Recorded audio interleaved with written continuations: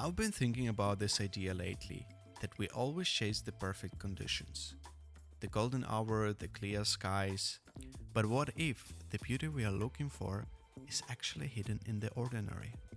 Day 2 in London taught me something about that, about finding meaning in the grey. Canary Wharf, a place that strips away everything we romantically imagine London to be. No history, no charm, just glass and steel and the quiet hum of ambition. And yet, there is something here. Walking through this morning reflections, watching the city duplicate itself in the water and windows, I realized sometimes beauty isn't warm. Sometimes it's cold and precise. And that's okay too.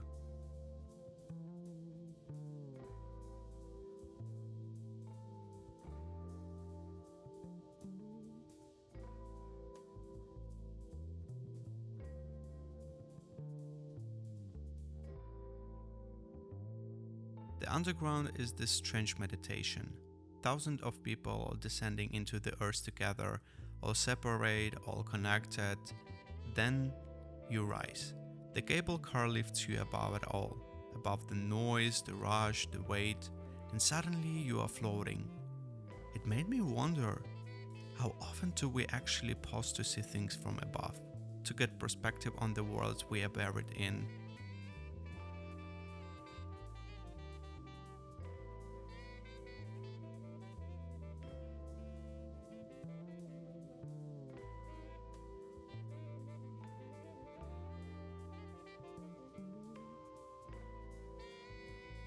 Point Hill.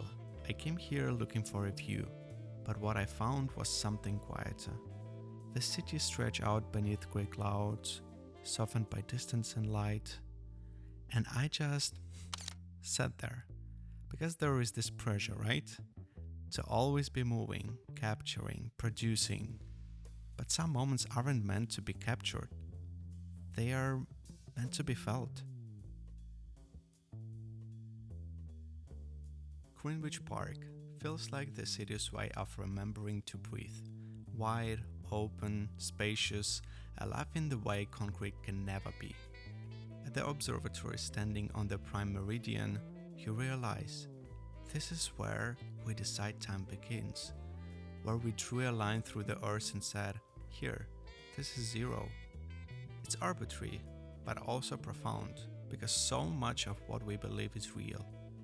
It's just a story we agreed on, and maybe that's not a bad thing.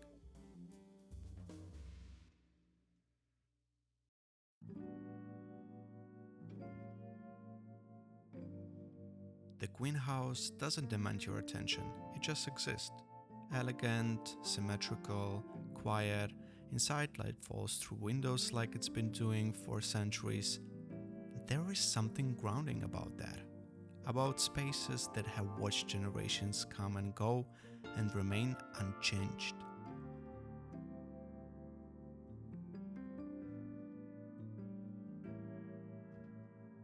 From there, I walked to the pier, because if you really want to understand a city, you have to see it from the water.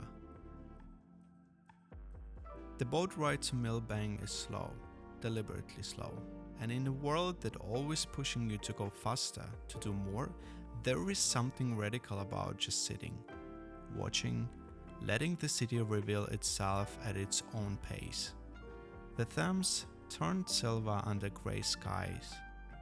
Bridges passed overhead like thresholds between worlds, and I thought about how we are always just looking for the next thing, the next destination, the next shot, the next moment.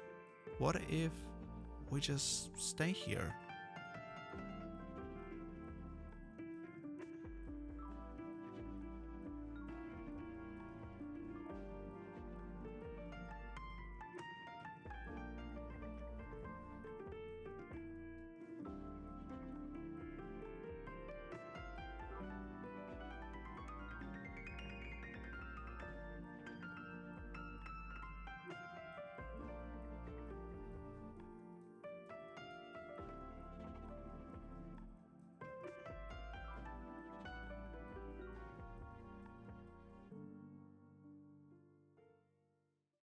Westminster Abbey, centuries of history pressed into stone.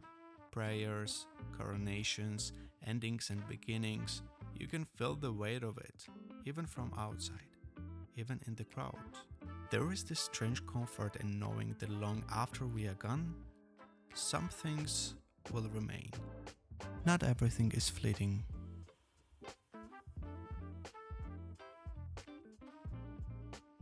That evening I did something different. I went to see Stranger Things, the first shadow, and for 3 hours I disappeared. The lights, the sound, the world they built, it swallowed me completely. I forgot about capturing content, forgot about being productive, I just experienced. And maybe that's something I need to remember more often. That sometimes the best things you can do is let yourself get lost. Walking home through quiet streets, I kept thinking about the day. Nothing extraordinary happened. No perfect light, just a grey London day. But maybe that's the point.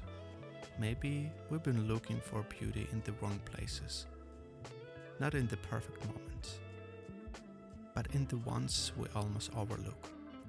The soft ones, the quiet ones, the ones they don't try to be anything other than what they are.